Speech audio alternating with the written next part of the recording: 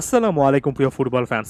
এ মোমেন্টে যদি আসলে জরিপ করা হয়, যদি জিজ্ঞেস করা হয়, অধিকাংশ ফুটবল ভক্তরাই হয়তোবা বলবেন ম্যানচেস্টার সিটি বনাম রিয়াল মাদ্রিদের মধ্যকার এই এনকাউন্টারটাতে ম্যানচেস্টার সিটি এগিয়ে থাকবে এবং ঘরের মাঠে ম্যানচেস্টার সিটির একটা জয় পাওয়া উচিত এবং পরবর্তী অর্থাৎ সেমিফাইনালের টিকিটটা নিশ্চিত করে ফেলা উচিত। তবে চ্যাম্পিয়ন্স লিগের ইতিহাসে সর্বোচ্চ ট্রফি জয়ী দল রিয়াল মাদ্রিদকে আপনি কখনোই হিসেবের বাইরে রাখতে পারবেন না এবং আজকের এই ভিডিওতে আলাদা করে আমি রিয়াল মাদ্রিদ সম্পর্কে আলোচনা করতে চাই। ম্যান সিটিকে রিয়াল কোনোভাবে ছেড়ে কথা বলার মতো দল নয় এবং এই সিচুয়েশন থেকে বিশ্ব ফুটবলে যদি এক দুটো দল আসলে প্রতিপক্ষ মাঠে গিয়ে সেখানে ভালো ফুটবল খেলে জয় তুলে আনতে পারে এবং স্রোতের প্রতিকূলে থেকে শেষ মুহূর্তে সকল কিছু ঠিকঠাক করে ফেলতে পারে, তাহলে সেই দলটার নাম রিয়াল মাদ্রিদই হওয়া উচিত। আর এই নামটার জন্যই রিয়াল মাদ্রিদ খুব ভালোভাবে হিসাবে থাকবে।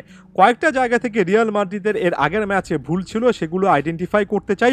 প্রথমত ডিফেন্সিভ একটা কথা বলতে চাই। ডিফেন্সে অ্যান্টনি রোডিগার এক কথায় অসাধারণ খেলেছেন।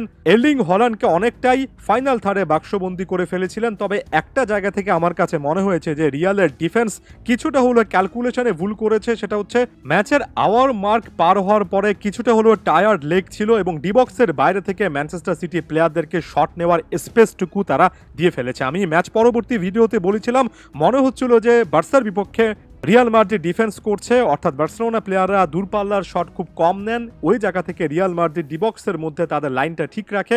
রিয়াল সাধারণত এমন একটা দল যারা অনেক লো লাইন ডিফেন্সেও যথেষ্ট পরিমাণ স্বাচ্ছন্দ্য বোধ করে, অর্থাৎ বলটা একেবারে নিজেদের হাফে প্রতিপক্ষ নিয়ে আসলেও রিয়াল ডিফেন্ডাররা সেটা নিয়ে প্যানিক করেন না। ডিবক্স থেকেও তারা কিন্তু ভালো ইন্টারসেপ্ট করতে পারেন। তবে ফিল ফোডেনকে ওই হালকা স্পেস কামাভিঙ্গারা দিয়ে ফেলেছেন।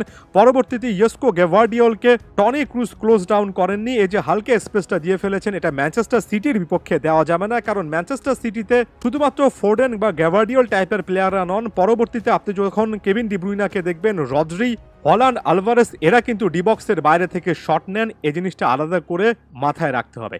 দ্বিতীয়ত একটা প্লেয়ারের কথা বলতে চাই এবং আমার কাছে মনে হয় দিন শেষে ওই ম্যাচটা যে রিয়ালের পক্ষে অন্তত ড্র আকারে শেষের দিকে এসেছে, সেটার মূল ক্রিয়েটর একজন ছিলেন লুকা মদ্রিচ, যার সম্পর্কে কথাবার্তা বলা হয় না। আমার কাছে মনে হয় আন্ডাররেটেডই একটা পারফরমেন্স দিয়েছেন।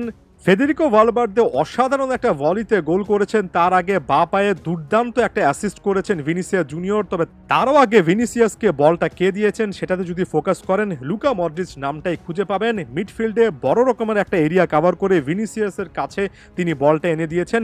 মাঠে 18 মিনিট ছিলেন, এ সময় একের পর এক বল ক্যারি করেছেন এবং ওই মোমেন্টে একটা গোল যে রিয়াল মাদ্রিদের দরকার ছিল সেটা লুকা মডরিচের একেবারে প্রাইম টার্গেট ছিল। তাই ওই গোলটার নেপথ্যে ক্রিয়েটর হিসেবে লুকা মডরিচের নামটা কিন্তু যারা আসরে খেলাটা দেখেছেন, অনেক ডিপে গিয়ে দেখেছেন, তারা নিশ্চয়ই মনে রেখেছেন। এখন কথা হচ্ছে 38 বছর বয়সী লুকা মডরিচকে আপনি স্টার্টিং লাইনআপে রেখে 90 মিনিট হয়তোবা খেলাতে পারবেন না, তবে বদলি হিসেবে নামলে লুকা মডরিচ ঠিক ওই রোলটা প্লে করতে পারেন যেটা এ ম্যাচে হয়তোবা জুড বেলিংহামের কাছ থেকে সবাই আশা করছিলেন। বেলিংহাম যে জিনিসটা করতে পারেননি, লুকা মডরিচ মাত্র 18 মিনিটের পারফরমেন্সে সেই জিনিসটা করে দেখিয়েছেন। তাই পরবর্তী লেগের খেলাতেও হয়তোবা জুড বেলিংহামই মূল ফোকাসে থাকবেন। তবে টনি ক্রুসের পাশাপাশি লুকা মডরিচের কথা ভুলে যাবেন না। যে কোনো মোমেন্টে এসে লুকা মডরিচ কিন্তু এখনো গেম চেঞ্জ করতে পারেন।